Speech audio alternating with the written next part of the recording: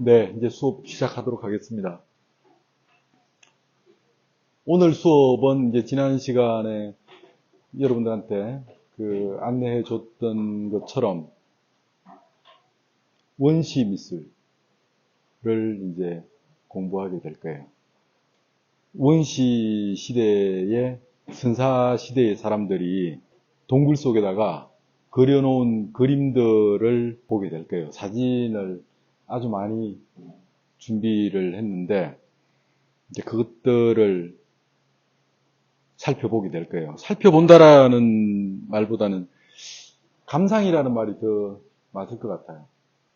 우리가 생각하는 훨씬 그 이상의 그림의 수준을 이렇게 가지고 있어요. 동굴 속에 그려진 아마 놀라움을 금치 못하는 그림들도 꽤 많이 있을 거예요. 여러분들 원시시대의 그림들 이렇게 감상해 본 적이 있습니까? 원시시대, 선사시대 사람들이 그려놓은 그림들을 한 번씩은 다 어디선가 본 것 같아요. 그죠? 그럴 거예요. 워낙 요즘 또 어떤 인문학적인 차원에서 이 선사시대에 대한 그런 이 관심도 또 점점 높아지고 있는 것 같고, 그래서 아마 인터넷이나 또는 책이나 뭐 어떤 이런 경로를 통해서 아마 많이 봤을 거예요. 그래서 그거를 아주 면밀하게 자세히 체계적으로 그거를 아마 살펴보는 거는 처음일 수도 있겠다라는 생각이 듭니다. 그런데 왜 우리가 지금 이제 이 수업을 본격적으로 선사시대의 그림들을 살펴보기 이전에 왜 우리가 그 선사시대의 그림들을 살펴보는가에 대한 문제를 한번 생각을 하고 시작을 할 필요가 있을 것 같아요. 선사시대라고 하면 여러분들이 아마 중고등학교 때도 대략적인 지식을 알고 있을 텐데, 신석기, 구석기, 이렇잖아요. 그죠? 신석기를 우리가 한 3만 5천 년, 또는 좀 더 넓게 보면 4만 년이라고 보는 사람도 있고, 또 5만 년이라고 보는 사람도 있는데, 아무튼, 호모사피엔스가 번성하기 시작한 그 시점부터를 구석기로 보는 견해들이 아주 많습니다. 그리고 그것이 이제 쭉 이어져 오다가 지금으로부터 약 한 10,000년경 또는 15,000년경 그 전부터 구석기가 신석기로 변화되었다라고 하는 것도 아마 여러분들이 어쩌면 알고 계실 거예요. 이제 그 당시의 그림들을 우리가 이제 살펴볼 거예요. 그런데 왜 우리가 그렇게 오래전에 4만 년, 3만 년, 만 년, 그 이전에 사람들이 우리의 조상이라고 할 수 있는 인류가 그려놓은 그림들을 왜 살펴보는가? 왜 우리가 그 그림들을 수업을 통해서 이렇게 공부할 필요가 뭐가 있는가에 대한 문제를 한번 살짝 되짚고 넘어가야 될 것 같다는 생각이 들어요.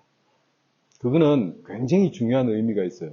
나는 어쩌면 우리가 15주 이 건축의 인문학 수업을 통해서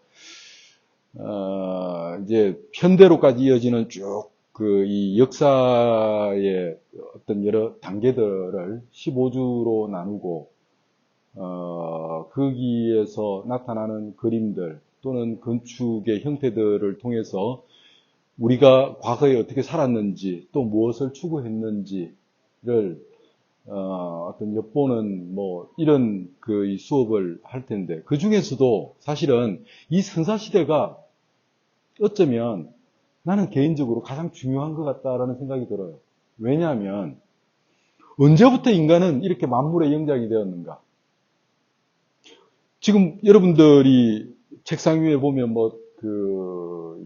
스마트폰도 있고, 또, 아이패드도 있고, 그렇죠. 이런 엄청난 문명의 이 수준을 우리가 이용하고 있는 지금 현대인들이 어떻게 여기까지 오게 되었는가는 사실은 오늘 살펴볼 선사시대의 그림들로부터 비롯된다라고 보면 되는 것이에요. 수많은 동물종들이 지구상에 존재하죠. 수많은 동물종들이 지구상에 존재하는데 유독 인간만이 지금의 우리가 이 스마트폰을 사용하는 이 문명의 수준까지 발전해 왔다라는 것이죠. 그 발전해 온 그 초입, 그 시작 단계를 우리가 알면 왜 인간이 이렇게 만물의 영장이 되었는지에 대한 이 자부심 또는 그런 이 생각들을 할 수가 있게 되죠. 그런 의미에서, 그런 측면에서 오늘 공부하게 되는 이 선사시대의 그림은 우리한테 의미가 있다라는 생각을 하게 됩니다. 자, 너무 오늘 살펴볼 그림들이 아주 많아요. 그래서 시간을 좀 아끼면서 이제 가야 할 텐데, 오늘 이제 여러분들하고 공부하게 되는 내용은 이 원시. 그러니까 사실은 본격적인 문명이 약 기원전 3000년, 4000년경 정도의 메소포타미아 수메르 문명으로부터 시작을 해서 이집트, 그리스, 로마로 이어지는 역사가 시작이 되는데, 어찌 보면 그 문명사, 그 이전의 단계를 우리가 이제 원시 미술이라고 본다면 오늘 살펴볼 부분은 요 단계라고 볼 수가 있겠죠. 이게 이제 원시 문명과 예술, 오늘 이제 공부하게 되는 그 내용의 제목이에요. 그런데 이 배경의 이 그림들이 아까 이야기했던 선사시대의 동굴 벽화예요.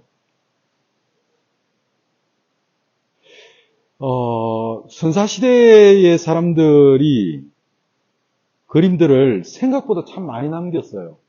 생각보다 굉장히 많이 남겼는데, 발견된 것만 해도 거의 수백 개에 다다른다고 그러죠. 크고 작은 것들을 다 포함하면 수백 개에 다다른다고 하는데, 발견되지 않은 것들도 엄청나게 많이 있겠죠, 그죠? 이 지구는 또 이 땅속은 지구는 넓고 땅속은 너무도 깊으니까 우리가 발견하지 못한 또 의외의 장소에 이런 그림들이 있을지 몰라요. 계속 발견이 되고 있어요. 근데 그 중에서 이제, 이 고고학적으로 굉장히 큰 의미를 두는 동굴 벽화를 라스코 동굴 벽화라고 그래요. 이 라스코 동굴 벽화는 프랑스의 그 몽테냐크이라고 하는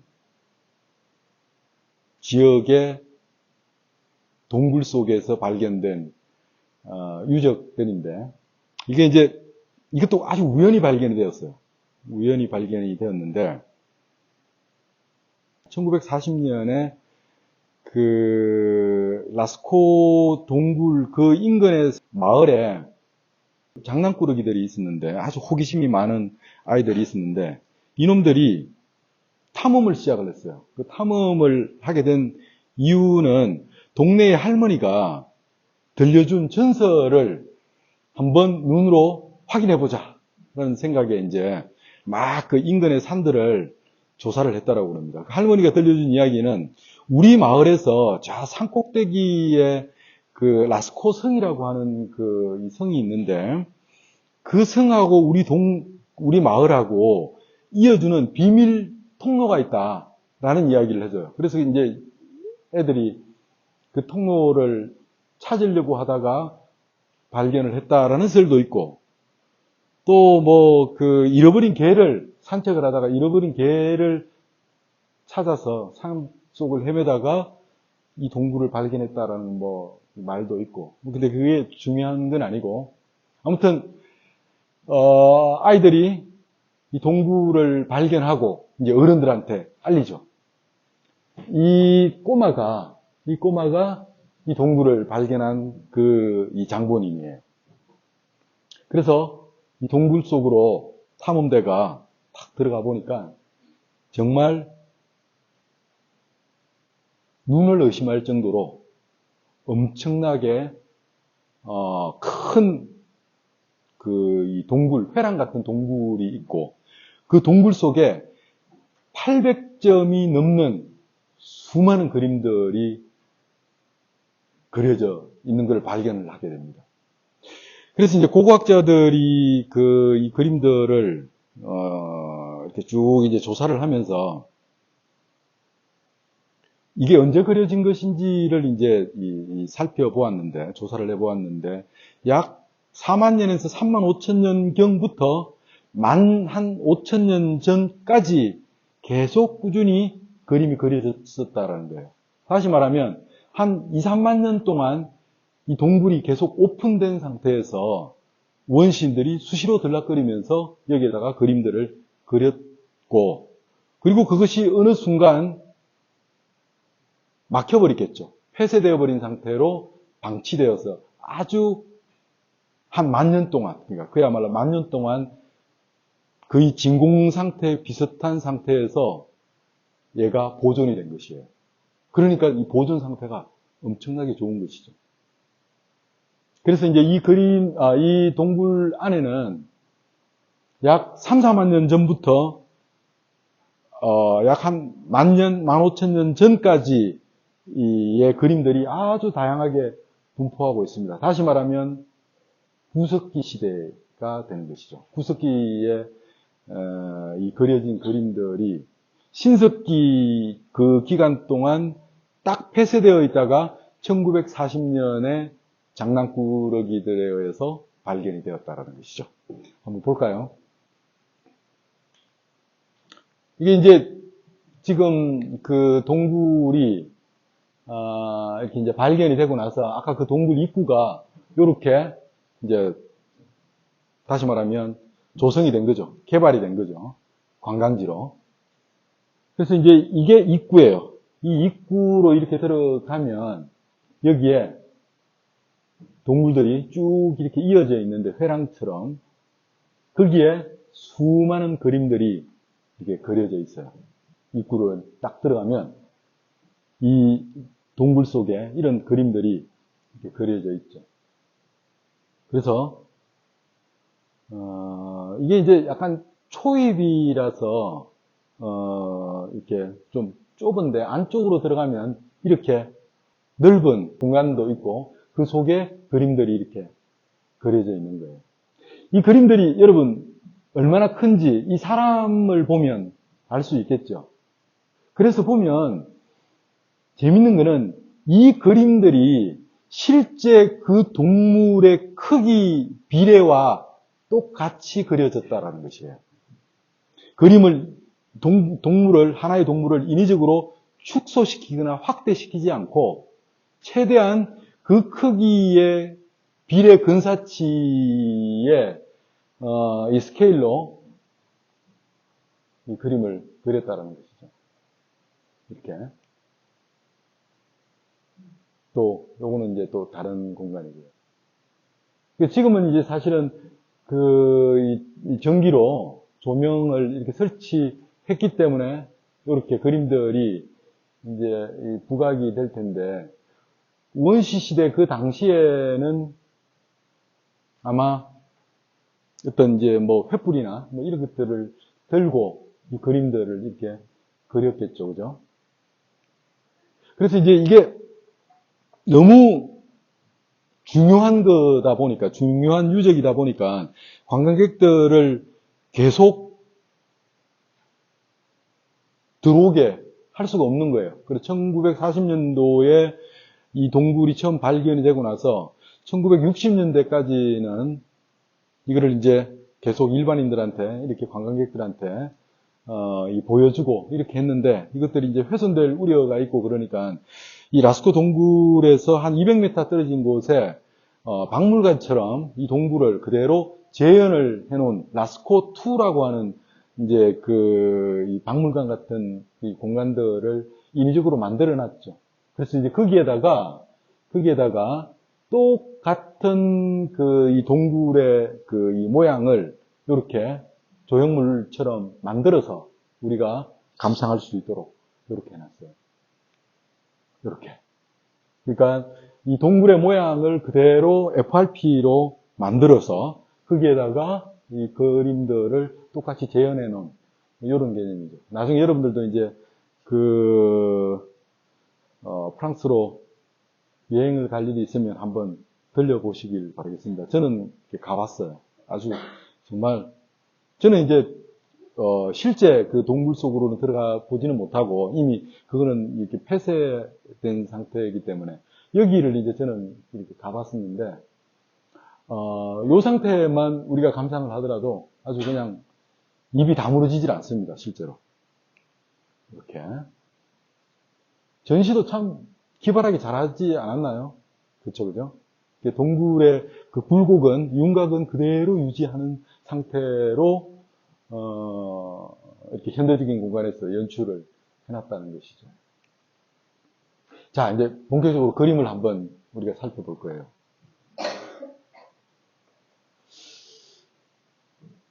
여러분들이 딱 보기에 어떻습니까?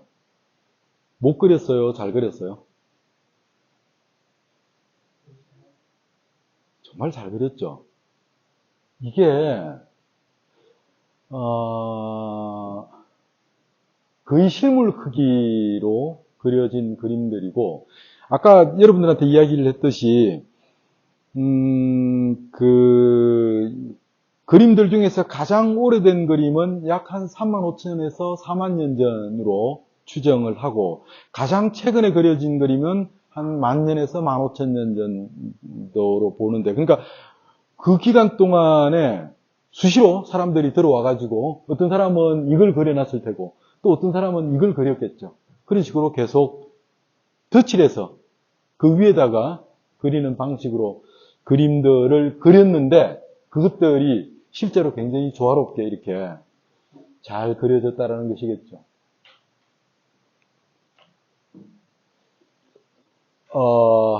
나는 이 그림도 참 보면 도대체 이게 우리가 미개인이라고 하는 그 원시인들이 그렸다라는 게 믿어지지 않을 정도로 여러분 이 말들이 뛰는 이 운동감을 한번 보세요.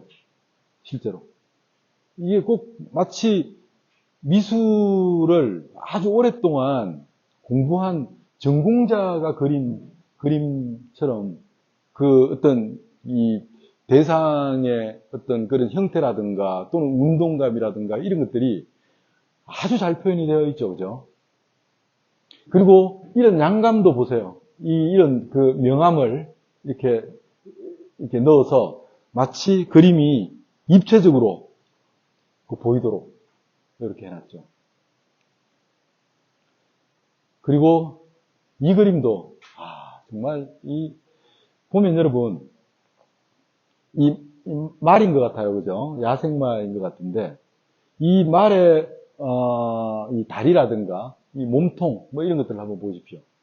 그리고 이 그림의 이 말의 양감을 입체감을 주기 위해서 배 부분은 이렇게 하얗게 내버려 둔 상태에서 이 등 부분, 몸통 부분은 더 진하게 이렇게 처리를 했어요. 이걸 이제 과연 어떻게 이렇게 했을까? 지금은 뭐 아주 다양한 붓도 있고 또는 뭐 스프레이 같은 어떤 그런 것도 있고 그럴 텐데 아마도 입에 이런 물감을 머금고 있다가 이렇게 뿌리고 또는 뭐 손으로 문지르고 뭐 이렇게 하지 않았을까 이렇게 추정만 해볼 수가 있는데 아무튼 정말 잘 그린 것 같아요. 그죠? 정말 잘 그린 것 같아요.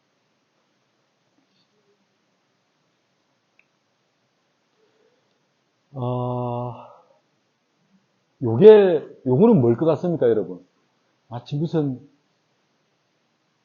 고기 덩어리 같기도 하고, 뭘 구워놓은 것 같기도 하고, 뭐 그렇죠.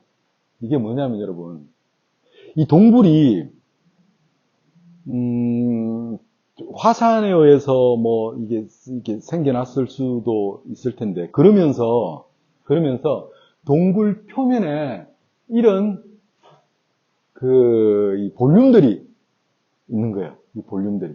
그러니까 불룩 튀어나온 볼륨들이죠. 그죠? 불룩 튀어나온 그 볼륨 위에다가 이 말인지 모를 이 동물을 그려놓은 거예요. 그러니까 그리고자 하는 바탕, 그 바탕의 면의 상태를 고려해서 그 위에다가 그림을 그려 놓다 보니까 마치 조각처럼 입체적으로 보이는 것이죠. 이거를 제대로 보면 이렇게 보이는 거예요. 이제 아까 이거는 이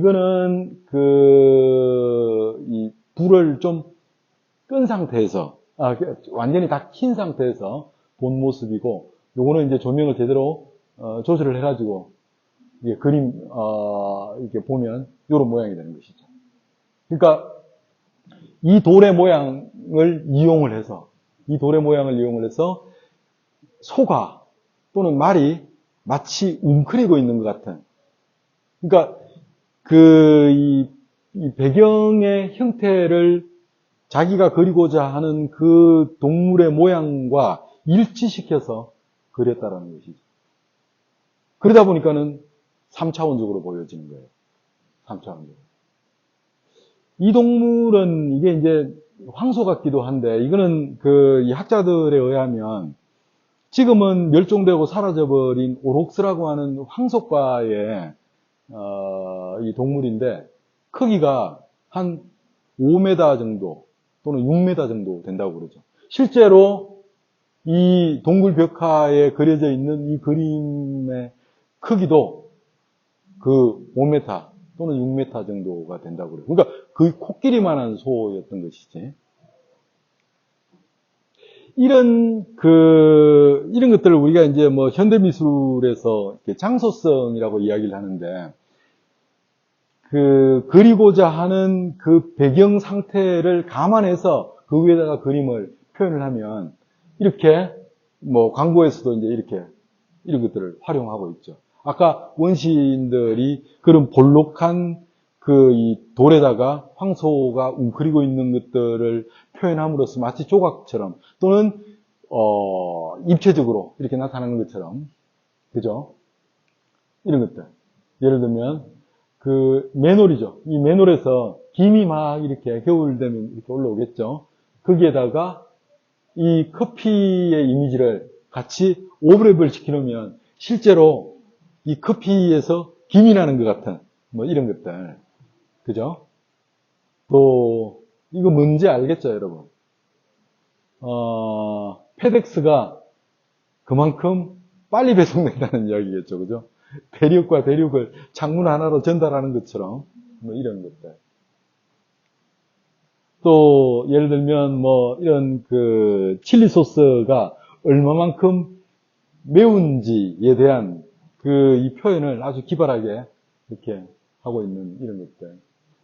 예를 들면 이거 참 재밌는 것 같은데, 화장실에 휴지 디스펜서가 이렇게 이런 것들. 그러니까 다시 말하면 아까 원시인들도 이런 작업을 했다라는 거예요. 이런 작업을. 훨씬 더 입체적으로 보이고 더 기발하고 더 현실적으로 이렇게 나타나는 어떤 이런 표현의 과장, 뭐 이런 것들이 원시 시대의 사람들도 이렇게 작업을 이렇게 했다는 것이죠. 여러분들 이게 뭔 것 같아요? 나 이것도 참 보고 너무 기가 막히게 이렇게 감동을 했었는데, 이거 뭔 것 같아요, 여러분? 이게 뭐죠, 이게? 사슴이 뭐 하고 있는 것 같아요, 여러분? 사슴이 머리 부분만 이렇게 보여요, 그죠? 그리고 이 부분이 살짝 파여 있고, 또 여기가 이 흙이 약간 하얀색 흙이 요 부분에 지층을 형성하고 있겠죠. 거기에다가 이 사슴의 머리를 그린 거예요. 이거는 뭐냐면 이건 거예요. 사슴이 물을 도하는 것, 헤엄치는 것, 이런 것들을 이 지형을 이용해서 그렸다라는 것이죠. 대단하지 않습니까, 여러분? 이게 약 3만 년 전에 원신들이 이 작업을 하고 있을 거예요. 여러분들 이렇게 할 수 있겠어요? 나는 못할 것 같아요. 이게 정말 그야말로 감탄이 절로 나오는 기발한 착상이고 또 재치인 것이죠. 그죠? 이것도 보면 마치 그 코뿔소들이 이 언덕을 넘어가는 것처럼 보였어요. 언덕을 넘어가는 것처럼 이렇게 표현을 해놨어요. 이 돌의 생김새, 형태를 이용하면서 이렇게. 이것도 무슨 말인지 알겠죠? 여기에는 그림을 안 그렸어요, 여러분. 여기에는 그림을 안 그리고 이 하얀 부분, 지층, 이 부분에다가 이 그림을 그려놓으니까 마치 동물떼들이 어떤 이런 그 통로를 통과하는 것 같은 막 이런 느낌을 주죠, 그죠?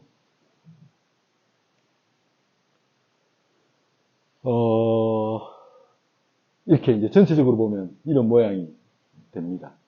그러니까 이 긴 동굴 안에 약 한 800개 정도의 그림들이, 원신들이 만든 그림들이 이렇게 존재하고 있어요.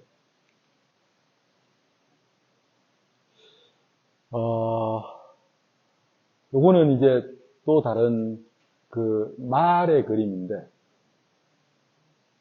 이 그림도 정말 보면 기가 막힌 것 같아요. 이 표현들이, 보세요. 여기는 선을 그리지 않았어요. 점으로 이 선을 대신하고 있어요. 왜 그럴까요? 배 쪽이다 보니까 상대적으로 이 부분은 앞에 있고 이 부분은 저 뒤에 있는, 그러니까 양감이 확 살아나는 것이죠. 그죠? 여기에서 여러분 유적이 하나 발견이 되었어요. 이게 뭘 것 같아요, 여러분? 요게 하나가 딱 나왔어요. 이 동물 안에서. 이게 발견돼요. 이거 뭘 것 같아요? 자, 물감통. 오케이. 또. 이거 뭘 것 같아요? 이게 아마도 어쩌면 학생 말이 맞을 수도 있을 것 같아. 근데 이제 뭐 다 우리가 추정을 하는 것이지. 이거는 동굴 속이 어둡기 때문에 여기에다가 동물 기름이나 기름 같은 것들을 넣어서 램프로 활용을 했다라는 주장이 있어요.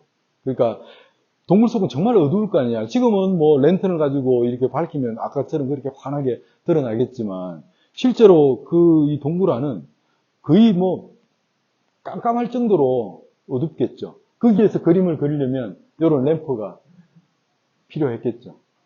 그리고 요거는 뭘 것 같아요? 이런 문양들. 이거는 아마도 자기 것이라고 하는 그 표식을 이 소유자의, 이 램프 소유자의 표식을 이렇게 하지 않았을까 이렇게 생각을 해볼 수가 있죠. 어때요, 여러분? 대단하지 않습니까? 우리가 그때는 정말로 문명이라는 것도 없고 인류라고 이야기하기에도 뭔가 부족하다고 생각했던 그 3만 년 전, 그 당시의 구석기인들의 삶이 이 정도였다라는 거예요. 만들기도 기가 막히게 잘 만들지 않았어요, 여러분? 그렇죠? 아주 동그랗게. 이 판 것도 어떻게 이렇게 기가 막히게 잘 팠는지 모르겠어요. 자, 이제 이 부분에서 여러분들하고 우리가 이야기를 하나를 해야 할 것 같아요. 원시인들이 왜 그림을 그렸을까요? 그리고 이 깊은 동굴 속에다가 도대체 왜 이런 장황한 그림들을 그려놓았을까? 우리가 이제 그거를 여러분들한테 제가 그 이유가 무엇이다라고 이야기를 할 수는 없을 것 같아요. 다만 추측을 할 뿐인 것이죠. 그러니까 같이 한번 우리가 생각을 해볼 필요가 있을 것 같아요. 수많은 학자들이 다양한 썰이 있죠. 주술적인 의미에서 그림을 그렸을 것이다. 또는 자기들이 사는 그 공간을 장식하기 위해서 그림을 그렸을 것이다. 또는 심심풀이로 그렸을 것이다. 또는 어떤 이 지적 충만 상태를 표출하기 위해서 그림을 그렸을 것이다. 여러 가지 가설들이 굉장히 많이 있는데 그 어떤 것도 정답이라고 할 수는 없을 것 같아요. 너무 오래전이고 그 3만 년 전에 그 사람들한테 가가지고 여기다가 당신들 왜 그림 그렸어라고 물어볼 수도 없는 이 상황이니까 단지 우리가 이제 추측만 할 뿐인 것일 텐데 도대체 왜 그림을 이렇게 그렸을까요? 여기에서 우리가 보통 생각하는 예술이라고 하는 것, 다시 말하면 그림이라고 하는 것, 그거는 왜 존재하죠? 지금 우리 현대의 삶에서. 사실 그 예술이라고 하는 것은 어찌 보면 약간 비생산적인 특성이 있죠. 그림이 나를 배부르게 하는 건 아니잖아. 요즘은 이런 거는 있겠다. 예를 들면 미술품 투자라고 하는 거가 있죠. 예를 들어서 그 화가가 아주 무명 때 이 그림을 싸게 샀다가 나중에 그 화가가 아주 유명해지면 몇 수십 배, 수백 배로 그림값이 올라가기 때문에 투자의 개념으로 이야기를 할 수도 있을 것 같은데 실제로 이제 본질적인 측면에서 우리가 예술을 생각을 해보면 그 예술이라고 하는 것은 미술이라고 하는 것은 실제로 내 물리적인 삶에 직접적인 영향을 주는 것은 아니란 말이에요. 그런 요소는 아니란 말이에요. 정신적인 만족을 충족시켜주는 것. 이게 예술의 목적이라고 우리가 이야기할 수 있을 터인데 그러면 원시 시대의 사람들은 그런 자기들의 정신적인 만족을 위해서 그림을 그렸을까? 어떤 것 같아요? 그럴 것 같습니까? 잘 모르겠죠. 또 다른 가설은 자기가 사는 공간을 이 그림으로 화려하게 장식하기 위해서 우리도 그렇잖아요. 우리도 집안에다가 그림들을 이렇게 걸어 놓으면 인테리어 효과가 생기잖아요. 그런 것들 때문에. 근데 실제로 우리가 이런 그림들은 주로 아주 깊숙한 동굴 속에 이런 그림들이 그려져 있어요. 그러면 그 사람들의 거주 공간이라고 이야기할 수가 없는 것이죠. 그렇다면 이 사람들은 도대체 왜 그림들을 그렸을까? 이 그림들을 그리려면 상당히 공이 많이 들었을 거예요. 불을 어두우니까 아까 우리가 봤듯이 램프를 사용을 해가지고 그림을 그리든가 좌천정 위에 있는 이 면에다가 큰 그림을 그리려면 한 사람의 작업으로 불가능할 수도 있고 또 무언가를 쌓아놓고 올라가가지고 이제 그려야 할 텐데 그런 수고로움을 감내하고 도대체 이런 그림들을 그린 이유가 무엇일까? 이 지점이 우리가 오늘 원시시대의 사람들이 그림을 감상하면서 원시시대에 그린 그림들을 감상을 하면서 우리가 생각해야 할 가장 중요한 부분인 것 같아요. 나중에 이제 이야기를 이렇게 이어나가겠지만 이런 작업들 때문에 이런 원시인들이 그림을 그리고 이런 이 창작적인 활동들을 한 요 특성 자체가 어쩌면 지금 우리로까지 이어져 오게 한 그 발전의 원동력이 아니었나 이렇게 생각을 해볼 수도 있을 것 같아요. 아무튼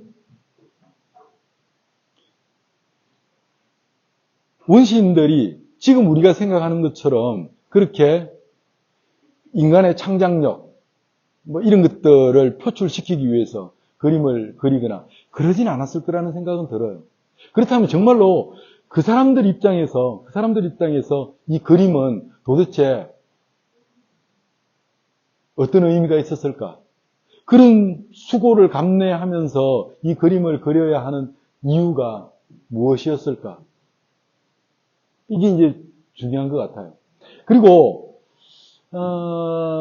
이 사람들의 그림들을 이 라스코 동굴벽화뿐만이 아니라 수많은 이제 동굴벽화에서도 이제 그림들이 많이 나타나고 있는데, 이 그림들을 보면 하나로서 완성된 이 그림도 있지만 이렇게 미완성된 섭작 같은, 연습 같은 그림들도 사실 상당히 많이 이렇게 나타나고 있어요. 이런 그림들 특히 보면 보세요.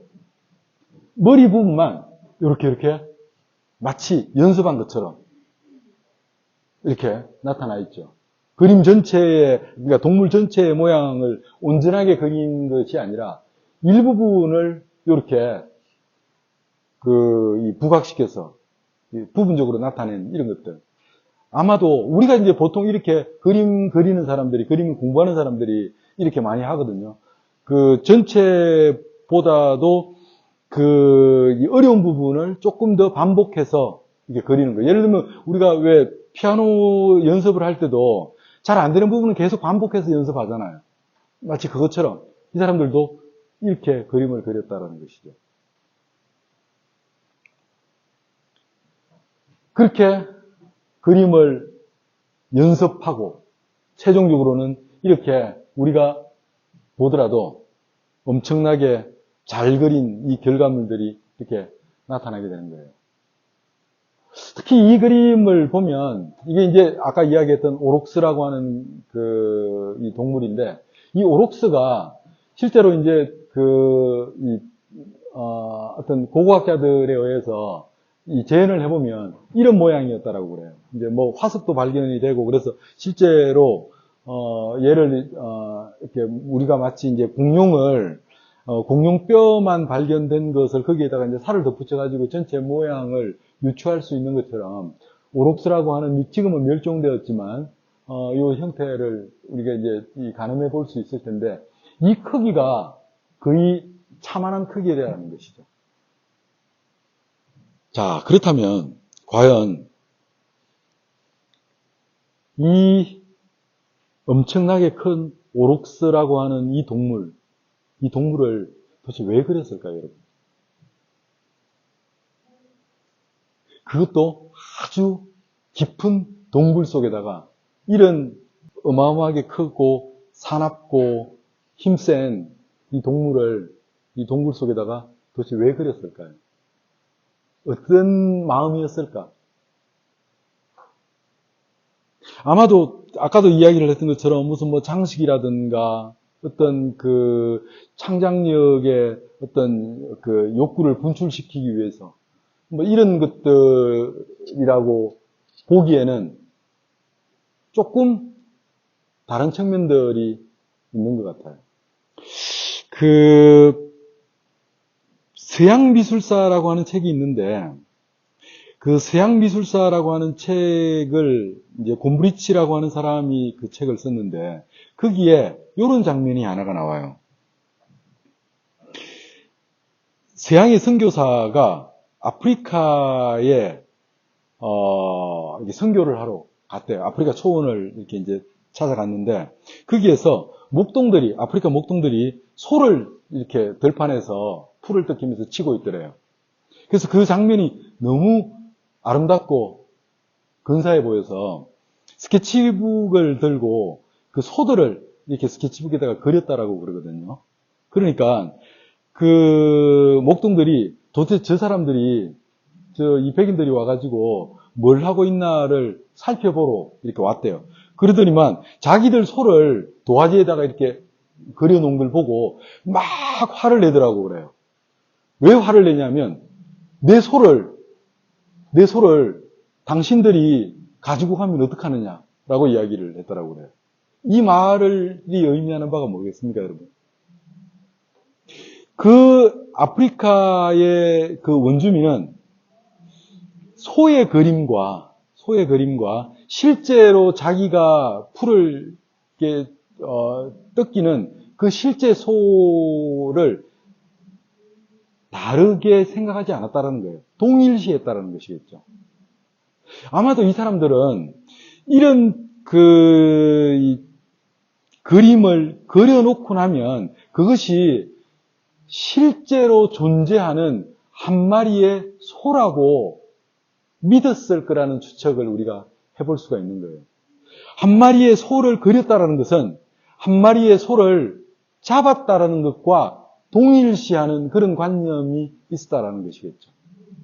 이 소는 결코 잡기가 쉽지 않았을 거예요. 코끼리만한 이 소를 원시시대 사람들이 뭐 변변한 무기들이 갖추어지지 않은 상태에서 이 소를 잡는 것은 엄청나게 힘들기도 하고 위험하기도 하고 아주 어려운 일이었겠죠.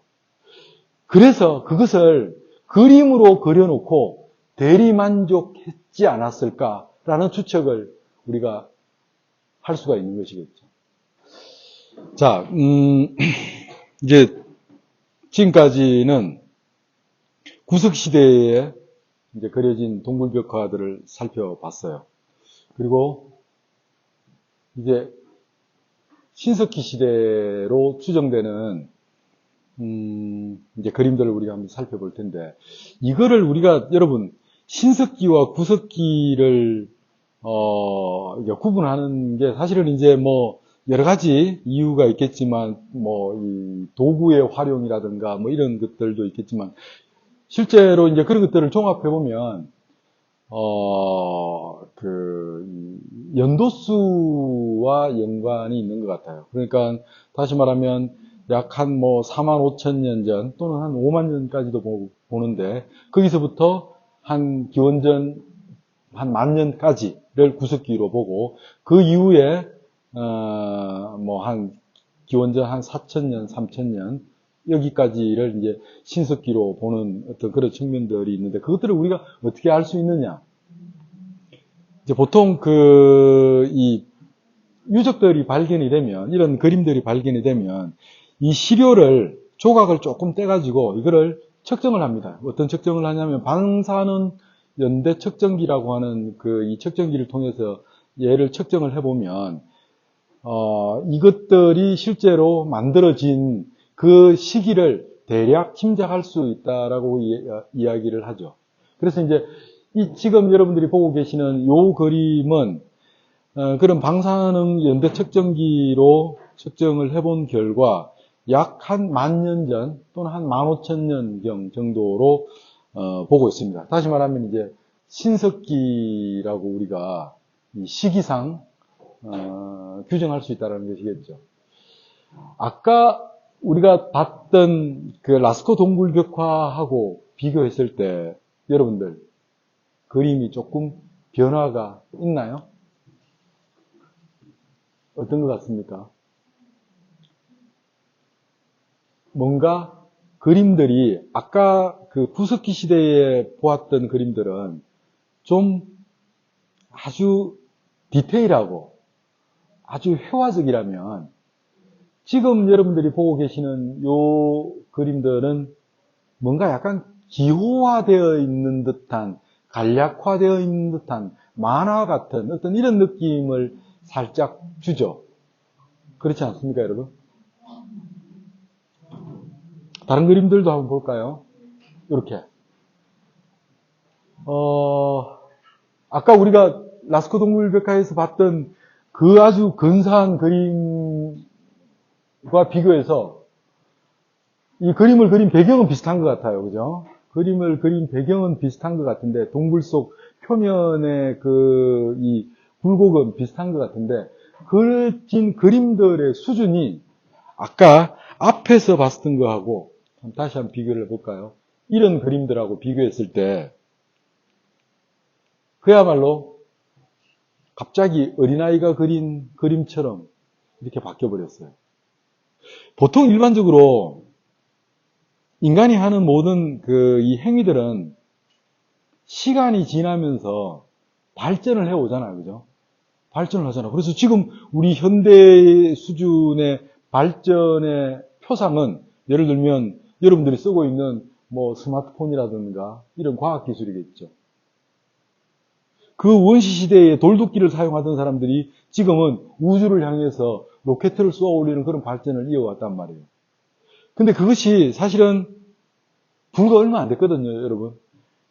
아까 살펴보았듯이, 약 한 만년, 그 만년 동안에 이런 스마트폰과 이 우주로 쏘아 올리는 로켓을 사용하는 상태로까지 그 만년 동안에 그런 발전이 있어 온 거예요.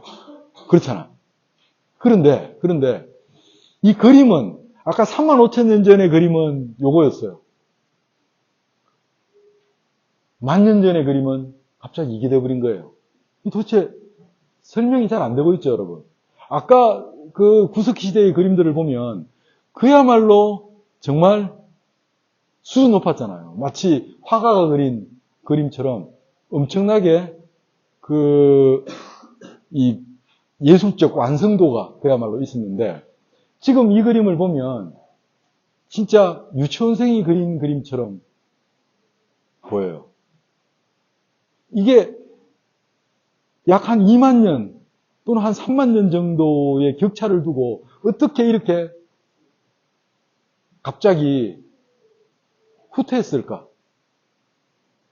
아까도 이야기했던 것처럼 우리는 돌도끼를 사용하던 인류가 한 10,000년이라는 시간 동안에, 10,000년도 안 되는 그 시간 동안에 지금 우리가 살고 있는 2023년도라고 하는 여기까지 왔는데 그 2만 년, 3만 년이라는 시간 동안에 발전한 게 아까 거기에서 요 상태로 발전을 했다라는 거예요. 이거 뭔가 설명이 잘 안 되고 있는 것이잖아요. 그렇지 않습니까, 여러분? 그런데 우리가 우리의 지금 그 관점에서, 우리의 관점에서 이거를 바라보면 이해가 안 되지만 조금 다른 측면에서 이 상황을 한번 이해를 해보면 여기에는 엄청난 게 있어요. 무슨 말이냐면 여러분, 그림들을 조금 더 볼까요? 자, 이런 그림들을 보면 아까 우리가 앞에서 봤던 요 그림들은 뭡니까? 눈으로 보는 그 실물의 상태가 그대로 드러나 있어요. 마치 카메라가 어떤 소를 딱 찍은 것처럼 이렇게 표현이 되어 있어요. 그렇죠? 그런데 요 상태는 또는 요 상태는 실물을 보고 그렸겠습니까? 아니면 머릿속에 들어있는 거를 그렸겠습니까? 아까 그 구석기 시대의 그림과 신석기 시대의 이 그림의 차이는 뭐냐면 아까 구석기 시대의 그림은 카메라가 그 소를 포착한 것처럼 있는 그대로를 눈에 보이는 그대로를 그린 거라면 이거는 머릿속에 자기가 알고 있는 소의 그림을 그린 거예요. 사진기가 여러분, 사진기는 IQ가 있습니까? 없습니까? 사진기는 IQ가 없죠. 보는 대로 그냥 그대로 재현해낼 따름인 것이에요. 그런데 그래서 소를 사진으로 찍었는데 이렇게 카메라가 사진을 찍을 수는 없겠죠. 이거는 인간이기 때문에 이렇게 할 수 있는 거예요. 다시 말하면 자기 머릿속에 들어있는 그 소를 그림으로 나타냈다라는 것이죠.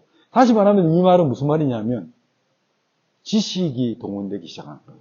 지식. 무슨 말 이해가요? 그러니까 아까 구석기 시대의 그림은 그냥 보이는 대로 아주 적극적인 감각의 표현이었다면 얘는 신석기 시대의 그림은 자기가 알고 있는 그 대상을 표현해냈다는 것이죠. 이거는 어찌 보면 엄청난 발전이에요, 여러분. 다시 말하면 카메라가 그 IQ 제로의 카메라가 어떤 지능을 가진 개념과 같다라고 비교를 할 수가 있을까요? 2만 년, 약 3만 년, 그 기간 동안에 인간이 그렇게 바뀐 거예요. 그냥 보이는 그대로를 그리는 그런 단순한 인간에서 생각하는 인간으로 바뀌었다는 것이죠. 이 지점이 아주 중요한 의미가 있어요. 이 지점 때문에 지금 여러분들 앞에 스마트폰이 존재할 수 있는 것이죠. 무슨 말 이해갑니까, 여러분? 자, 이렇게 아까는 그냥 동물의 상태를, 동물의 모양을 아주 리얼하게 담아내는 데에 급급했다면 지금은 자기가 알고 있는 동물의 모양이라든가 또 자기 자신의 모습, 인간의 모습, 그 인간의 모습 또 더불어서 인간의 행위까지를 머릿속에 관념으로 가지고 있고 그것을 그림으로 이렇게 나타냈다라는 것이죠. 이거 엄청난 거예요, 이거는.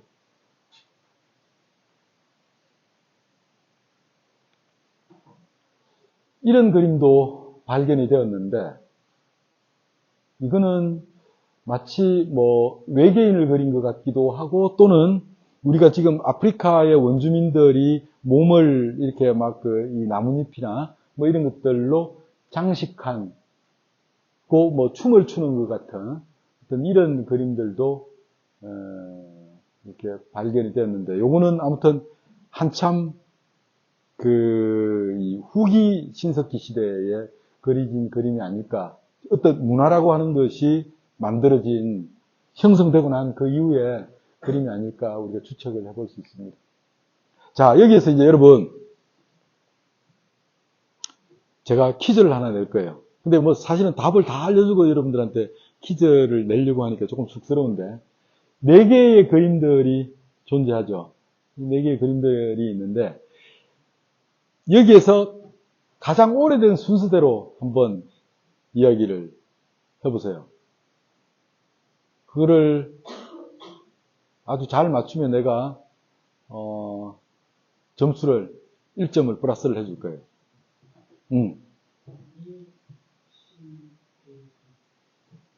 B, C, A, D. 틀린 것 같아. C, B, A, D. 맞아요. 정답이에요. 이게 지금 이 4개의 그림 속에서 이 인류의 발전 단계가 고스란히 다 드러나고 있는 것 같아요. 다시 말하면 이 손자국으로부터 사실은 그림이 그려지기 시작을 했겠죠. 자기가 인간이 무언가를 표현할 수 있다라는 그 계기가 되는 시작이 여기로부터 비롯되었겠죠. 그리고 그것이 아주 오랜 시간 동안 이 만년이 넘는 그런 이 몇만 년이나 되는 그런 시간 동안에 점점 발전을 해가지고 요렇게까지 갔을 테고 그리고 그것이 지식화되는 단계에서 이렇게 사람의 모습을 이렇게 기호적으로 이렇게 나타내는 이런 이 단계로 갔을 것이고 그리고 그것이 인간이 사회생활이라고 하는 그런 활동들을 하면서 각각의 여기서는 보면 인간의 모양이 대부분 다 비슷하잖아요. 그죠? 그러니까 각각의 인간들이 가지고 있는 그 개인성, 그 개별성들이 지금 우리가 생각하고 있는 것보다 훨씬 더 단순했겠지. 그러다 보니까 이렇게 비슷한 그림들로 사람의 모양이 표현되었다면 요거는 사람의 모양이 되게 가지각색이죠. 그러면서 상황이라는 것이 존재하게 되고 사회생활이라고 하는 것들이 엿보이는 이런 단계로 진화가 되지 않았을까, 발전이 되지 않았을까라는 것을 추측해 볼 수 있는 그림인 것 같아요. 자, 그래서 정리를 해보면, 구석기 시대의 그림은 그냥 그야말로 보이는 대로 표현한 그것이겠죠. 그것이 정말 오랜 시간 동안 발전되면서 이렇게 회화적으로, 지금 우리가 보았을 때 회화적으로 아주 수준 높아 보이고 고차원적으로 보이는 요 단계까지 발전을 하게 되었겠죠.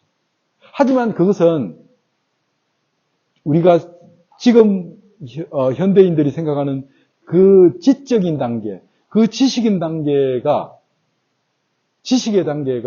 결여되어 있는 상태로 그냥 카메라와 같이 그냥 눈에 보이는 것을 그대로 구현하는 그 단순함의 상태였다라고 본다면, 신석기는 자기가 아는 무언가를 표현하게 되는 단계가 되는 것이죠.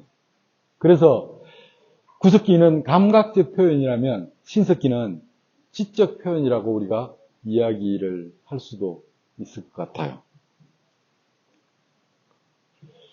자, 그렇다면 이제 그림이라고 하는 게 과연 우리가 어떻게 시작이 되었을까를 좀 더 심층적으로 한번 살펴볼 필요가 있을 것 같아요. 이 그림이 손 모양의 이 그림이죠, 그죠? 이것도 이제 방사능 연대 측정기로 이렇게 해본 결과 약 4, 5만 년 전에 만들어진 거라고 해요. 4, 5만 년 전. 지금으로부터 4, 5만 년 전. 이게 여러분, 의미가 있는 이유는 이전에도, 그러니까 5만 년 전 또는 50만 년 전, 아니 100만 년 전에도 이 비슷한 것들은 아마 있었을 거예요. 예를 들면 어떤 누군가가 소를 막 잡았어. 동물을 잡아가지고 손에 막 피가 막 잔뜩 묻었을 거 아니야, 그치? 그 피가 묻은 그 손을 바위를 기어 올라가기 위해서 그 손자국이, 피가 묻은 그 손자국이 바위에 찍혔겠죠. 그렇겠지. 그거는 100만 년 전에도 있었을 것 같아요.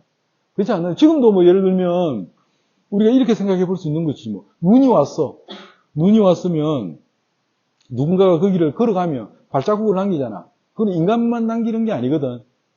인간만 남기는 게 아니고, 우리가 뭐 예를 들어 강아지하고 산책을 하고 그 밖에 나갔다가 집에 들어오면 강아지 발자국이 방바닥에 남잖아요.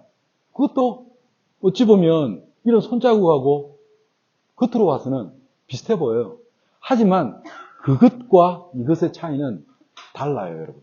뭐가 다르겠습니까? 이거는 손이라는 모양을 만들어내기 위해서 인간이 인위적으로 했다라는 것이에요. 우연히 찍힌 것이 아니라 일부러 했다라는 것이에요. 그 지점이 중요한 거예요, 여러분. 일부러 했다라는 것. 그러니까 우연히 나타나는 그 무엇은 동물들도 다 할 수 있는 거예요. 동물들도 다 할 수 있는데, 동물이 자기 발자국을 방바닥에다가 나타내기 위해서 어떤 무언가의 행동을 하진 않는다라는 것이죠. 그게 인간만이 할 수 있다라는 거예요. 그리고 이 손자국이 가지는 의미는 바로 그것이라는 것이죠. 인간이 인위적으로 어떤 무언가를 표현하기 위해서 한 최초의 행위라고 볼 수 있겠죠. 그것도 물론 사실은 우리가 발견된 게 이거밖에 없어서 그렇겠지만, 또 그 이전에 또 발견된 보이지 않는, 지금 우리한테 발견되지 않은 그 무언가가 또 존재할 수는 있겠죠, 그렇죠? 하지만 지금 우리가 찾아낸 인간의 이 발자취 중에서 인공적인 그 어떤 행위를 통해서 무언가를 표현하려고 하는 것은 이것이 최초라고 할 수가 있고, 그것이 중요한 의미는 바로 이거라는 것이죠. 다시 말하면 인공적인 것이 진품과 같을 수 있다는 가능성을 발견했다는 것이에요. 이게 정말 중요한 거예요, 여러분. 이거를 통해서 지금 여러분들의 스마트폰이 앞에 놓여져 있다고 보면 되는 것이겠죠. 동물과 구별되는 인간의 아주 독특한 강점이라는 것이죠. 인위적인 그 무엇을 통해서 무언가를 만들어낼 수 있다는 그 가능성이 여기로부터 제기되었다는 것이죠. 그래서 누군가가 이렇게 이 최초의 손바닥을 표현해 보았고 그것이 너무너무 신기했겠죠. 내 손이 두 개가 돼버린 거예요. 무슨 말이 이해가요? 그냥 우연히 찍힌 것이 아니라 내가 또 다른 손을 만들어냈다라고 생각하게 되는 것이죠. 그것이 너무너무 신기하고 재밌었을 것 같아요. 그래서 어떤 동굴에는 정말 엄청나게 많은 이 손자국들이 막 발견이 되어 있어요. 다시 말하면 뭘까요, 이게? 창작력이 정말 불타오르기 시작했다는 것이죠. 가능성을 발견하게 되는 것이죠. 지금 우리가 볼 때는 저게 무슨 뭐야, 저거 아무것도 아니잖아. 저렇게 단순하고 이 무가치한 것이 저게 그렇게 중요해라고 생각할 수 있겠지만 이것이 우리 최초의 모습이었다는 것이에요. 그래서 가상과 현실이 같을 수 있다는 가능성을 보게 되는 것이에요. 이 현실에서 충족시키지 못하는 것을 가상에서 충족시킬 수 있는 가능성을 발견하게 되는 것이죠. 다시 말하면 이 오록스라고 하는 이 힘센 동물을 실제로 현장에서 잡는 것은 너무너무 위험하고 어려운 문제예요. 하지만 그림을 그리면 이 오록스를 존재시킬 수 있거든요. 내 앞에. 그리고 정말 편리하고 좋은 게 이 그림 속의 오록스는 이 사나운 맹수는 나한테 덤벼들지도 않아. 또 내가 가까이 다가가서 손을 대도 가만히 있어. 이 얼마나 기가 막힌 존재입니까? 무슨 말 이해가죠? 이 사람들이 그림을 그린 이유는 이게 아니었을까 싶어요. 이게 아니었을까 싶어요. 얼마나 손쉬운 대상이에요. 실제의 대상은 엄청난 리스크를 감수하고 대할 수밖에 없는 것인데 이 그림 속의 이 맹수는 정말 편리하잖아요. 내가 만져도 가만히 있고. 하지만 실제로 모양은 그 진품과 다르지 않은 것이에요. 지금 우리가 생각하는 무슨 대리만족 이런 개념은 너무도 우리가 이 감정적인 고차원 상태에서 이야기할 수 있는 것이고 실제로 이 사람들의 이 단순한 생각에서는 이것은 가상과 실제는 결코 구분되지 않았던 것이겠죠. 아까 내가 이야기를 했었죠. 초원에서 이 선교사들이 이 소를 도화지에다가 그리고 있으니까 실제로 이 사람이 와가지고 진지하게 당신이 내 소를 가지고 가면 어떡하느냐 라고 이야기를 한 거는 그건 무슨 농담이나 어떤 재밌게 하려고 한 이야기가 아니고 그 원주민의 입장에서는 완전히 진지한 이야기였어요. 지금 우리가 보면 아주 비정상적으로 보이는 그 아둔함처럼 보이죠. 하지만 그 사람들의 입장에서는 가상과 실제가 그렇게 차이 나는 것이 아니다라는 것이죠. 무슨 말 이해가시죠, 여러분? 그래서 실물과 같지 않으면 실물이 아니라고 생각을 하는 거예요. 점점 이제 발전하는 단계겠죠. 최대한 얘가 실물이 되려면 실물하고 똑같아야 되는 것이야. 무슨 말 이해가요? 그러다 보니까 그것이 시간이 몇만 년이 지나면서 계속 고도로 발전하게 되는 것이겠죠. 어떻게 하면 더 실물과 똑같이 그릴 수 있을까를 고민하게 되고 노력하게 되고 연습하게 되는 그런 단계를 가져오게 되는 것이죠. 그래서 지금 보면 이 그림을 보면 여러분 이게 이제 표범인 것 같기도 하고요. 어떤 그런 맹수인데 어떤 학자들은 이 그림을 보면 누군가가 누군가를 가르쳐 준 흔적이 보인다라고 이야기를 해요. 실제로 내가 보더라도 이 똑같은 어떤 한 부분을 계속 반복적으로 이렇게 그린다라고 하는 것은 연습의 증거라고 우리가 볼 수 있는 것이거든요. 아까 이야기를 했던 것처럼 피아노의 어떤 한 부분을, 잘 안 되는 부분을 계속 반복해서 그리는 것처럼 그림 그리는 사람들도 어떤 어려운 부분은 계속 이렇게 반복해서 그리는 그 행위를 지금도 그렇게 하고 있어요. 그래서 이 그림을 보면 그렇게 실물처럼 똑같이 잘 그리기 위해서 이런 노력들을 했다라는 증거를 우리가 이 그림을 통해서 찾을 수 있지 않나라는 생각을 하게 되죠. 왜냐하면 똑같이 그리는 게 정말 중요하니까. 그래야지 또 한 마리의 소, 또 한 마리의 표범이 완성되는 것이니까. 무슨 말 이해가죠, 그죠? 자, 그러면서 이제 신석기로 오면서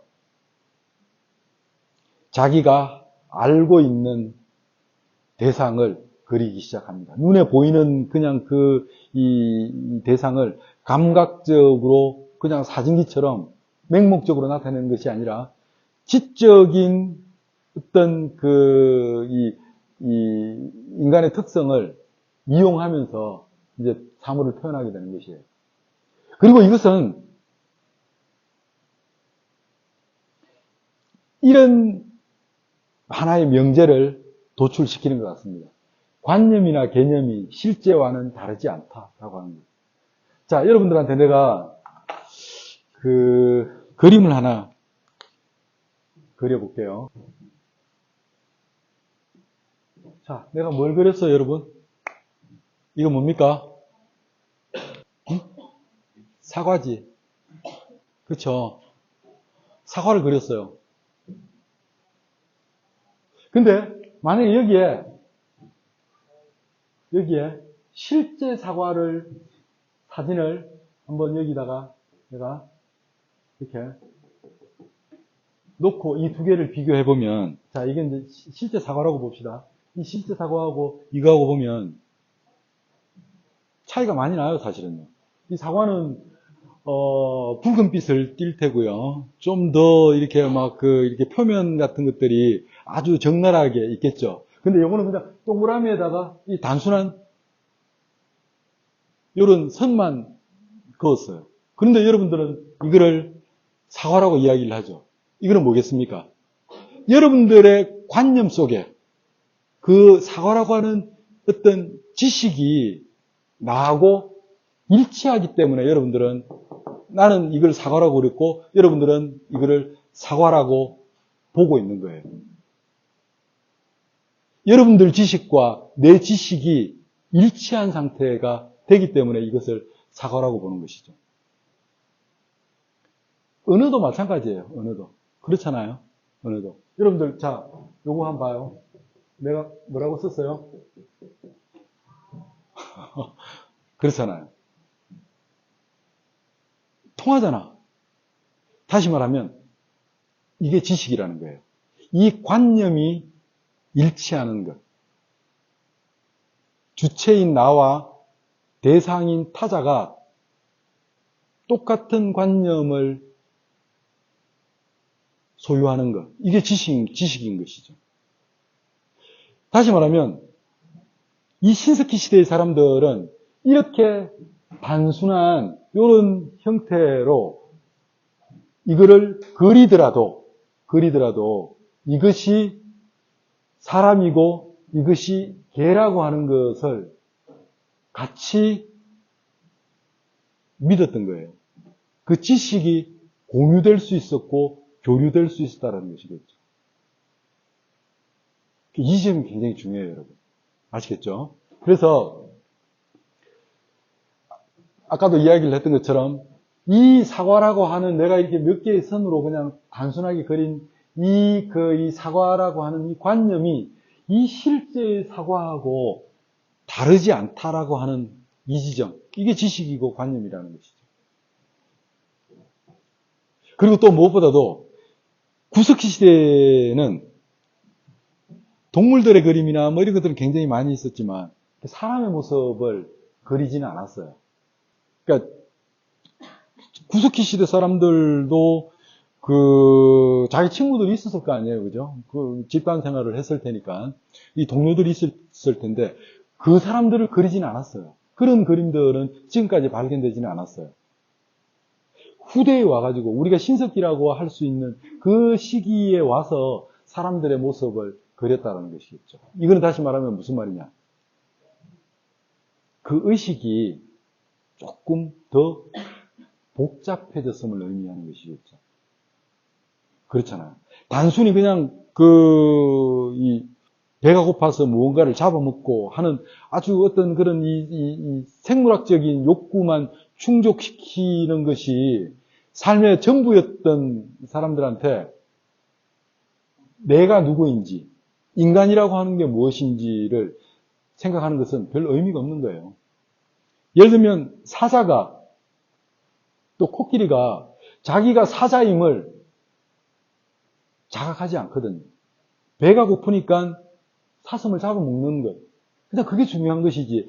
내가 사자로서의 어떨까? 이건 어떤 본능에 의해서 가는 것이지, 그것을 의식하지는 않는다라고 우리가 보잖아요. 인간만이 스스로를 의식하게 되는 존재라고 보는 것이잖아요. 그렇죠? 그래서 그 신석기 시대로 이렇게 접어들면 이렇게 그림들을, 사람의 모양들을 그리게 되는데, 그것들이 우리가 흔히 왜 졸라맨이라고 그러죠. 그죠? 그렇게 아주 이 단순한 형태로 사람의 모양을 표현을 해도 이것들이 다 다른 사람이 보더라도 사람이라는 걸 인지할 수 있는 이런 기호 체계를 가졌다라는 것이죠. 이렇게. 그러면서 아까 그 그림보다도 이 그림은 좀 더 진일보한 그림이에요, 또. 그거는 그냥 단순히 사람의 모양을 기호적인 수단으로 재현해 놓았다라면, 요거는 실제로 살아 움직이게 되잖아요. 상황이라는 것을 표현하게 되는 것이죠. 화살을 들고 있고, 자기들이 키우거나 또는 이 사냥하는 동물들을 이렇게 단순한 형태로 그리는 것. 그러니까 다시 말하면 어떤 내용을 전달하게 되는 거예요. 이거는 예를 들면 여러분, 요거는 인간이라고 하는 존재를 부각시키는 것이라면, 그냥 인간이라고 하는 그 개체를 나타내는 것이라면, 요거는 인간이라고 하는 그 존재의 부가적인 면들, 무슨 말 이해가요? 무형적인 어떤 이 사회적인 그런 부분들까지를 같이 포함해서 나타내고 있다는 것이죠. 무슨 말인지 알겠죠, 여러분? 이렇게 그것이 또 좀 더 발전을 하면 막 이렇게 아주 이 상황이 아주 잘 느껴지죠, 여러분. 동물을 사냥하기 위해서 사람들이 각자의 다른 역할들을 가지고 이 동물들을 에워싸거나 이렇게 쫓고 있는 이 상황을 그리고 있어요. 사냥터에서의 그 상황이 그대로 이 그림 속에 나타나고 있잖아요. 그러니까 단순히 동물과 인간, 그 개체를 그리는 개념이 아니라 거기에 그치지 않고 상황이라고 하는 것을 여기에 넣었다라는 거예요. 이건 엄청난 발전인 거예요, 사실. 엄청난 발전. 이 그림을 보면 또 여러분, 참, 나는 이거 잘 모르겠어요, 그죠? 이거를 보면 도대체 뭘 그린 것인지 잘 모르겠어요. 아까 이 그림하고는 또 사뭇 달라요, 그죠? 이거는 인간이 동물을 사냥하는 그 상황이 아주 명료하게 딱 나타나 있어요. 필요한 것이 정확하게 나타나 있어요. 필요하지 않은 것은 없어요. 그렇죠? 필요하지 않은 것은 나타나 있지 않아요. 하지만 여기에는 필요하지 않은 것까지도 나타나 있어요. 어찌 보면 약간 추상적으로 보이는 것들까지 나타나 있어요. 도대체 이게 뭘까요, 이게? 이거는 뭘까요, 여러분? 모르겠어. 이걸 알 수 있는 사람은 없겠지. 어쩌면 이 그림을 그린 그 원시인 스스로도 그냥 그렸을 수 있을 거예요.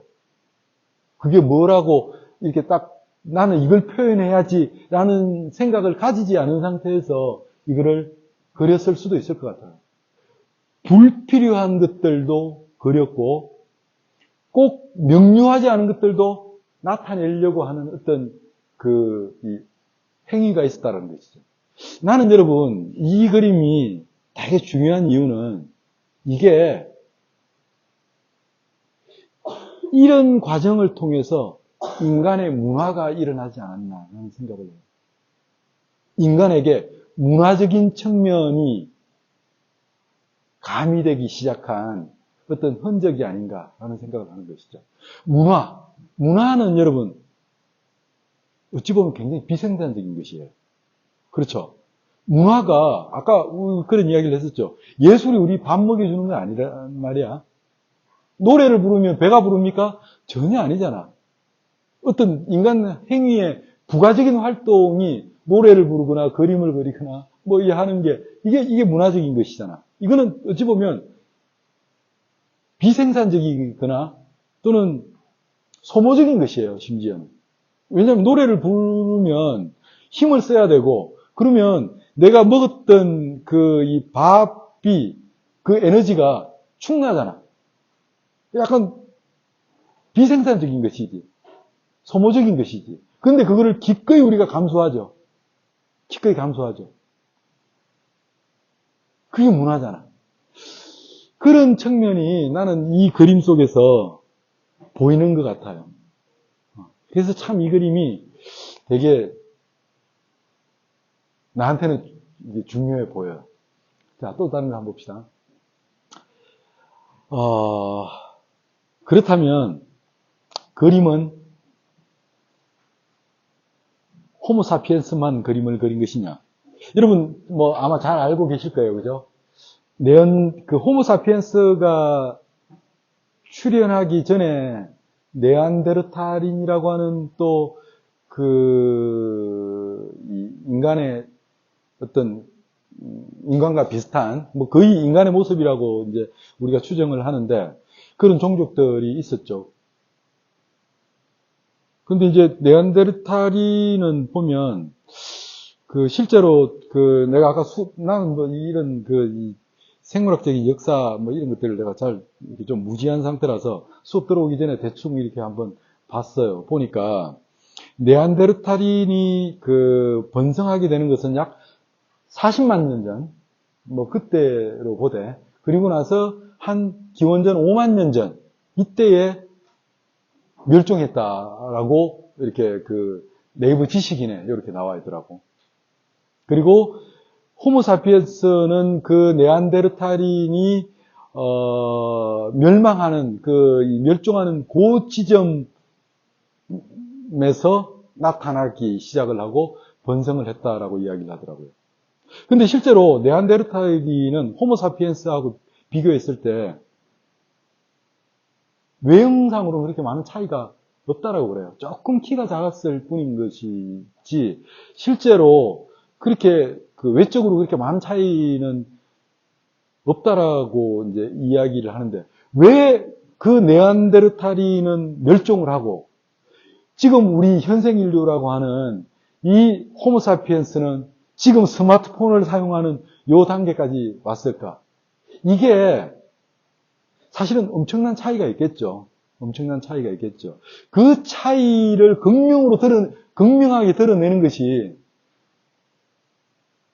그림에서 나타나고 있는 것 같아요. 이런 설이 있죠. 네안데르탈인이 멸종하게 된 이유는 갑자기 찾아온 빙하기에 적응하지 못했다라고 하는 것인데, 호모사피엔스도 빙하기를 맞이했어요. 하지만 호모사피엔스는 옷을 만들어 입었어요. 옷을 만들어 입었어요. 이 네안데르탈인은 옷을 만들어 입지를 못해서 얼어 죽었다라는 이야기들도 있어요. 물론 모르겠어요. 뭐, 여러 가지, 5만 년 전, 우리가 10년 전에 또 잘 모르는데, 100년 전에는 더더욱 잘 모르고, 근데 뭐, 5만 년 전, 이 어마어마한 과거를 우리가 어떻게 알겠어요. 단지 뭐, 이렇게, 여러 가지 어떤 이 논리적인 어떤 이 체계를 통해서 그냥 가늠하고 추정할 뿐인 것이겠죠. 그런데 아무튼 이 둘의 이 지적 차이가 하나는 죽고 하나는 소멸하고 하나는 번성한 것으로 이제 나타났을 텐데, 이 네안데르탈인이 그렸다라고 하는 그림도 사실은 발견이 되었어요. 지금 이 그림이 고고학자들이 네안데르탈인이 그렸다, 약 5만 년 전에 그린 그림이다라고 이야기를 하는데, 뭐 그게 맞는지 안 맞는지는 잘 모르겠어요. 하지만 그럼에도 불구하고 제가 이제 이거를 인터넷에서 찾아가지고 한번 들고 와봤는데, 이런 그림을 이제 다시 말하면 이게 너무 희미하니까 요거를 이제 고고학자들이 조금 복원을 했대요. 복원을 하니까 이런 모양이라고 하는데, 이게 뭐 같아요, 여러분? 뭐 약간 사다리 같기도 하고, 그죠? 이거는 또 뭔지,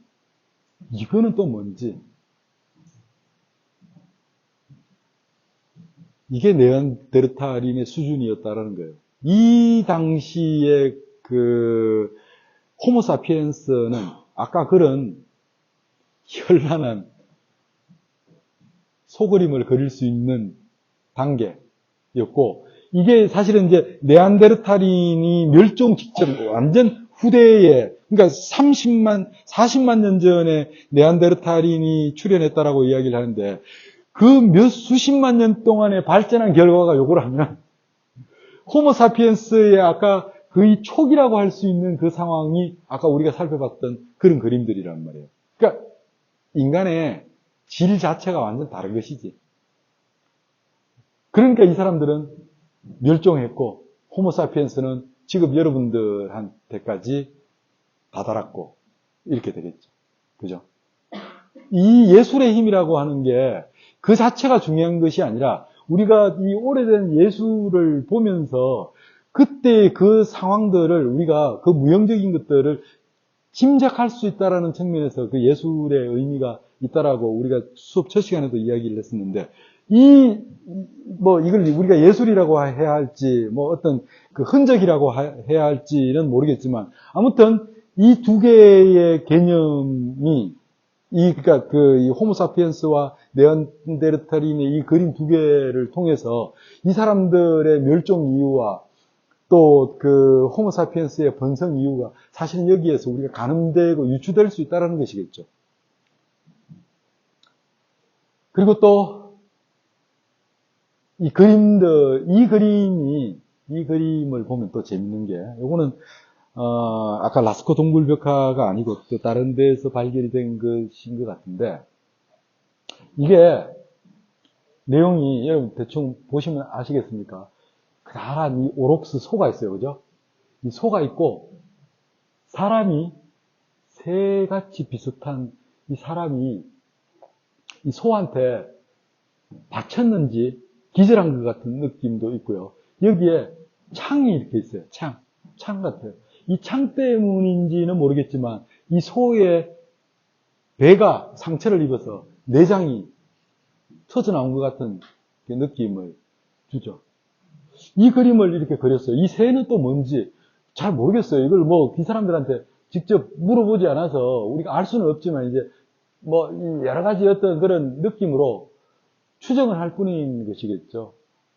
그런데 재밌는 거는 말이죠. 재밌는 거는 이 그림을 그린 이 돌 바닥에 수많은 흠집들이 존재하고 있다는 거예요.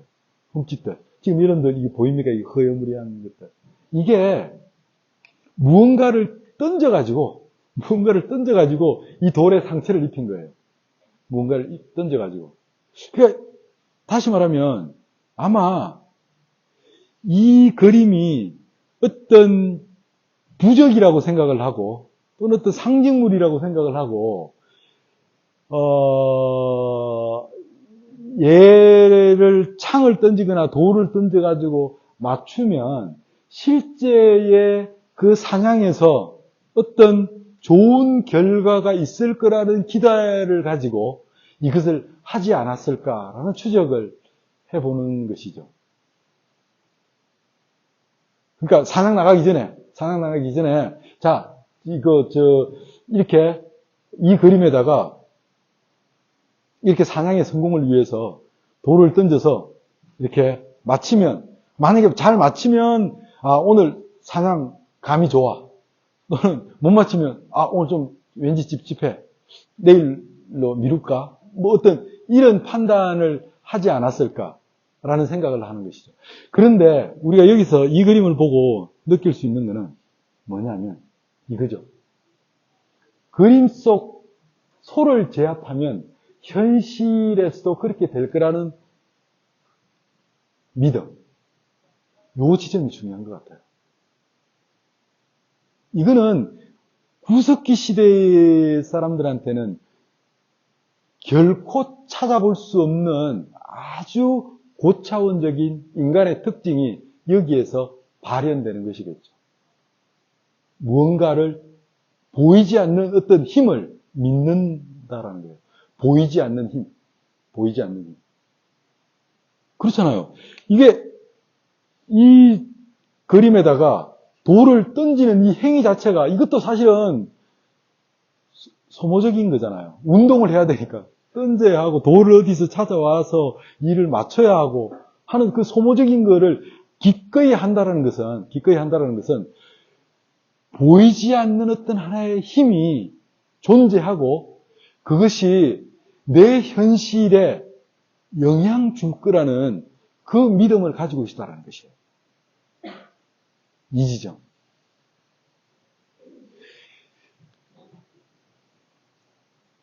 그래서 이런 이 행위들이 단순히 그냥 소모적이고 쓸데없는 후작질이 아니라 여러 가지 목적을 가지고 있었을 거라는 추측을 우리가 하는 것이죠.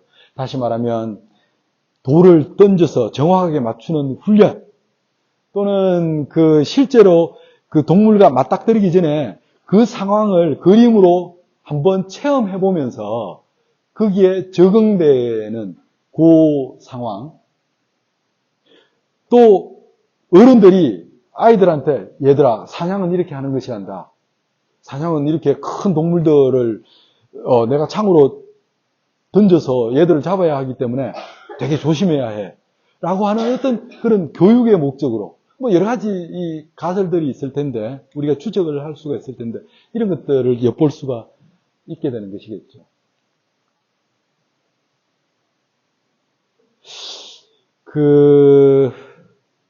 중요한 건 아까도 이야기를 했던 것처럼 자기들이 만들어 놓은 그것이 자기들이 하는 어떤 만들어 놓고 거기에 가하는 어떤 행위 그거 자체가 보이지 않는 어떤 그 힘에 대한 의존 그죠?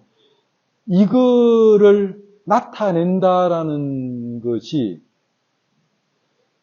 우리가 그럴 거라는 그 가정을 공고하게 해주는 여러 가지 이유들 중에서 나는 이 조각품도 중요한 것 같아요. 이거 여러분 한 번씩은 다 보셨죠? 이게 빌렌데로프의 비너스라고 하는 건데 조그마해요. 아주 작아요. 이게 이렇게 작아요. 아주 이렇게 작아요. 손에 딱 들어갈 만한. 이게 여러분 이게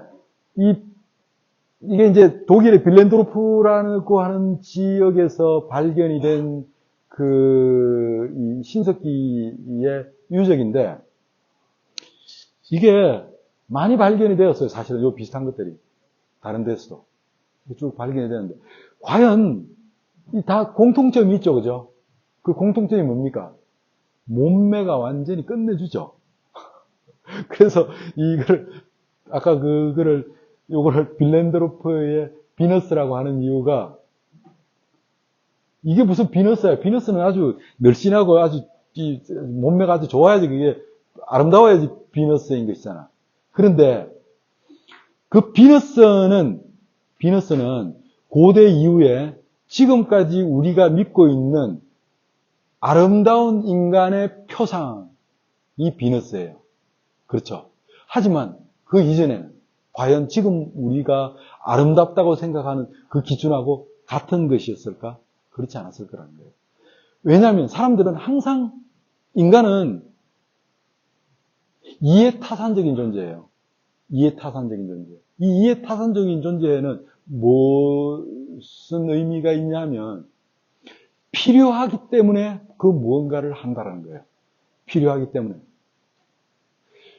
이 당시에는 여러분, 가장 중요한 게 생존이었을 거예요. 사나운 맹수들과 싸우려면 사람의 힘은 그 사나운 맹수들과 싸우기에는 정말 나약한 존재죠. 그렇지 않아요? 몸집이 뭐 코끼리처럼 큰 것도 아니고 힘이 센 것도 아니고 무슨 뭐 악어나 사자처럼 날카로운 이빨을 가지고 있는 것도 아니고 표범처럼 빨리 달릴 수 있는 다리를 가진 것도 아니고 정말 약하단 말이에요. 그러다 보니까 그런 약한 인간이라고 하는 이 존재가 사나운 사냥감을 제압하려면 단합된 힘이 필요한 거예요. 인구가 필요한 거예요, 인구가. 그러려면 어떻게 해야 되겠어? 애를 많이 낳아야지. 그래서 가장 이상적이고 가장 아름다운 여성상은 애를 쑥쑥 잘 낳는 그런 여자. 후득하고 안전한 존재, 안전한 여자. 예쁘고 가녀린 게 지금 우리가 생각하는 여성들의 미적 기준이라면, 미적 이상이라면, 이때는 튼튼하고 애 잘 놓고, 뭐 이게 가장 이상적인 여성상이 아니었을까를 추정을 해보는 이유가 이렇게 다양한 이 빌렌도로프의 비너스와 같은 이런 여자의 몸 이 조각들이 이렇게 많이 발견되는 것은 이거를 원했기 때문에, 이런 인간의 여자의 몸을 원했기 때문에 이것들을 몸에 지니고 다녔다는 것이죠. 그러면 현실에서도 그것이 이루어질 거라는 믿음을 충족시켜 줄 수 있었다는 것이겠죠. 이게 여러분, 이것도 이제 다른 동굴에서 발견이 된 그림인데, 요거를 조금, 이렇게 알아보기 쉽도록 이렇게 복원을 해보면, 요런 모양이에요. 이거 뭘 것 같아요, 여러분? 이거 뭘 것 같아? 이게, 누가 보더라도 사슴 자체는 아닌 것 같아요. 사슴 가죽을 둘러쓴 사람의 모양인 것 같아요. 그렇죠? 왜 이게 그림으로도 그려지고 실제로 왜 이런 일이 일어났을까? 아마 이렇게 사슴 가죽을 덮어쓰고 이렇게 춤을 추고 있는 모양인 것 같아요. 왜 이런 짓을 했을까? 이런 것들이 또 다수 발견이 돼요. 이런 우리가 이제 토테미즘이라고 이야기를 하는데, 이런 것들이. 이건 곰 아니잖아. 곰의 모양을 한 사람이잖아요. 그죠? 왜 이런 것들이 일어났을까? 다시 말하면, 보이지 않는 것을 믿게 되는 것이에요. 보이지 않는 힘을 믿게 되는 것이에요. 그러면서, 운명이라고 하는, 그 인간의 전유물이라고 할 수 있는 운명이라고 하는 것을 자각하게 되는 것이죠. 운명. 지금 내가 존재하고 있지만 오늘 지금 존재하는 그 상황에 만족하지 않고 내일도 존재하고 모레도 존재할 거라는 그 믿음이 인간에게는 있잖아. 지금 여러분들 봐봐. 이렇게 날씨 좋고 따뜻한 이 봄날에 지금 여기 어두침침한 이 강의실에서 재미없는 내 수업을 듣고 있는 이유는 여러분들이 이거를 지금은 힘들지만, 지금은 아주 따분하고 괴롭지만 나중에 앞으로의 여러분들 미래를 위해서 지금 이 힘든 거를 참고 있는 거잖아. 이게 여러분들 뭐겠어? 여러분들이 지금만 존재하는 것이 아니고 앞으로도 존재할 내 운명이라고 하는 그 개념을 알고 인식하고 믿고 있기 때문에 그러는 것이잖아요. 그렇지 않겠어요? 이것도 마찬가지라는 것이죠. 이렇게 소모적인 행위를 함으로써 보이지 않는 그 운명의 힘을 이용하고자 하는 것이죠. 보이지 않는 그 운명의 힘. 이게 사실은 여러분, 내가 이 그림을 이게 가지고 온 이유는 지금도 이거는 존재하고 있어요. 아프리카에도 가보면 지금도 여러분 다큐멘터리 같은 데서 이런 것들 많이 보고 있죠. 그죠? 똑같은 거예요. 이거 우리나라 굿, 진도, 식긴굿 뭐 이런 것이겠죠. 이거 왜 하는 거예요? 보이지 않는 그 힘을 믿기 때문에. 그리고 내 운명을 그 보이지 않는 힘에 의탁하고자 하는 그 욕망 때문에 이렇게 하는 것이잖아요. 지금 여러분들 이거 우리 마치 그 놀이처럼 하고 있는 이 할로윈 이 행사 이것도 마찬가지인 것이고 심지어는 이런 그 가톨릭의 미사 의식까지도 하느님이 보입니까 여러분? 전혀 안 보이잖아. 하지만 그 보이지 않는 그 힘을 믿고 인정하고 내 운명을 거기에 의탁하면 더 안전할 거라는 그 의식이 우리한테 존재하고 있잖아요. 우리가 오늘 살펴본 그 이 원시미술은 사실은 지금 우리의 이 모습을 전적으로 다 보여주는 그런 모습들인 것 같아요. 물론 지금 우리 이 현재 상태와 비교했을 때 아주 원시적이고 미개한 상태로 보이지만 실제로 궁극적인 이 핵심은 별로 다른 게 없는 것 같아요. 그게 인간인 것이고 오늘 살펴본 이 원시인들의 그림들 이것들이 지금 스마트폰을 사용하는 우리의 원래의 모습이고 발전의 어떤 원동력이었다라는 것이겠죠. 자, 오늘 수업 여기까지 하겠습니다. 감사합니다.